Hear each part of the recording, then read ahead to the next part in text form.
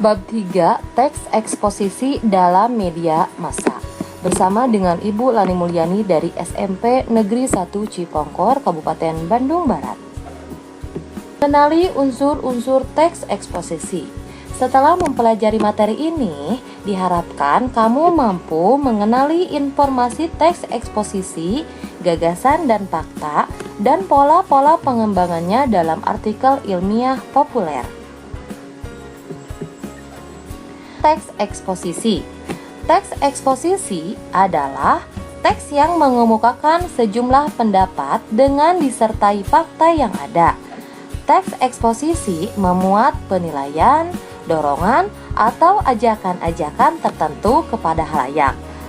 Teks eksposisi biasanya disajikan dengan bahasa yang padat, singkat dan jelas agar mudah dipahami dan cepat dimengerti oleh si pembaca. Eksposisi merupakan teks yang bersifat ilmiah. Artinya, informasi atau pikiran yang hendak disampaikan oleh penulis mengandung pernyataan berupa non-fiksi. Selain non-fiksi, teks eksposisi bisa menyangkut bahasa apa saja seperti ekonomi, pendidik, lain sebagainya. Dicermati dari pengertian teks eksposisi, maka dapat disimpulkan bahwa tujuan dibuatnya teks eksposisi adalah sebagai media untuk menginformasikan, memaparkan, atau menjelaskan sesuatu bersifat informasi, ilmiah atau non-fiksi dengan tujuan agar pembaca mendapat pengetahuan. Bentuk-bentuk teks eksposisi ada 3. Yang pertama ada esai, yang kedua ada tajuk rencana atau yang disebut dengan editorial, dan yang ketiga ada tanggapan kritis. Esai adalah karangan prosa yang membahas suatu masalah sepintas, lalu dari sudut pandang pribadi penulisnya. Dengan pengertian lain, esai adalah tulisan berisi opini atau pendapat seseorang terhadap sebuah permasalahan aktual atau menarik perhatian.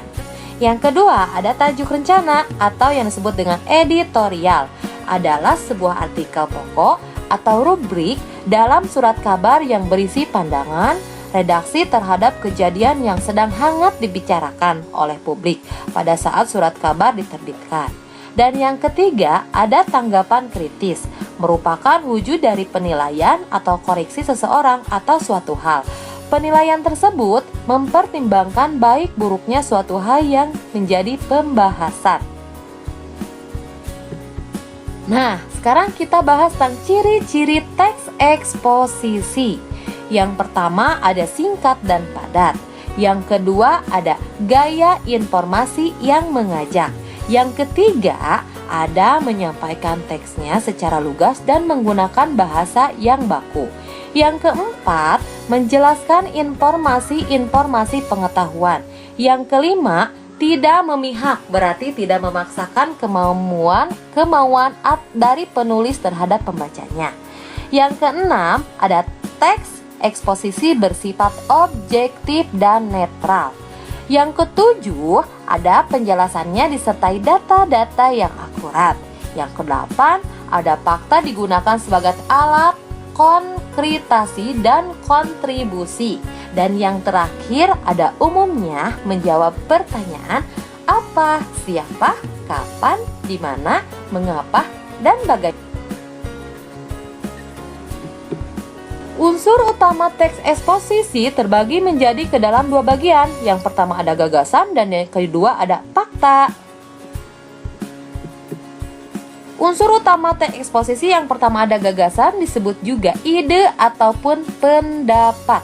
Isinya berupa pernyataan yang mungkin berupa komentar, penilaian, saran, dorongan, dan bujukan.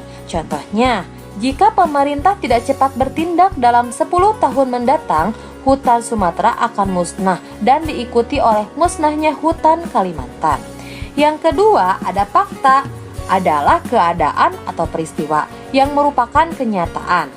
sesuatu yang benar-benar ada atau terjadi. Dalam teks eksposisi, fakta berfungsi untuk memperkuat gagasan sehingga diharapkan lebih meyakinkan halayak. Contohnya, selama bulan Januari sampai Oktober, 45% dari keseluruhan titik kebakaran terkonsentrasi di Provinsi Riau. Kita akan bahas tentang pola pengembangan teks eksposisi. Yang pertama ada umum khusus atau yang disebut dengan paragraf deduktif. Biasanya ide pokok ini diawali di awal paragraf, diikuti beberapa kalimat penjelas.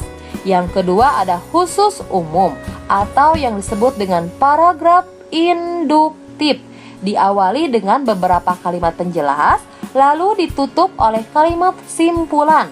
Simpulan inilah yang menjadi inti atau ide pokok paragraf.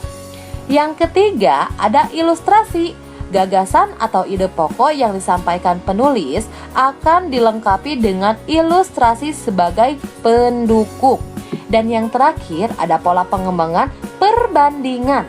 Penulis akan membandingkan gagasan atau ide yang disampaikan dengan benda, keadaan, atau hal-hal yang dimiliki persamaan dan perbedaannya. Ini ya, ada pola pengembangan teks eksposisi. Semoga kalian memahami. Untuk tugas bahasa Indonesia kali ini, jawablah pertanyaan-pertanyaan di bawah ini ya, dengan berdiskusi dengan teman kalian. Yang pertama, apa yang dimaksud dengan teks eksposisi? Yang kedua, bagaimana ciri-ciri teks eksposisi? Yang ketiga, mengapa debat digolongkan ke dalam teks eksposisi? Yang keempat, apa saja unsur-unsur teks eksposisi? Dan yang kelima, apa fungsi fakta dalam teks eksposisi? Materi kali ini dicukupkan sekian, mudah-mudahan ada manfaatnya ya. Wassalamualaikum warahmatullahi wabarakatuh. Dadah.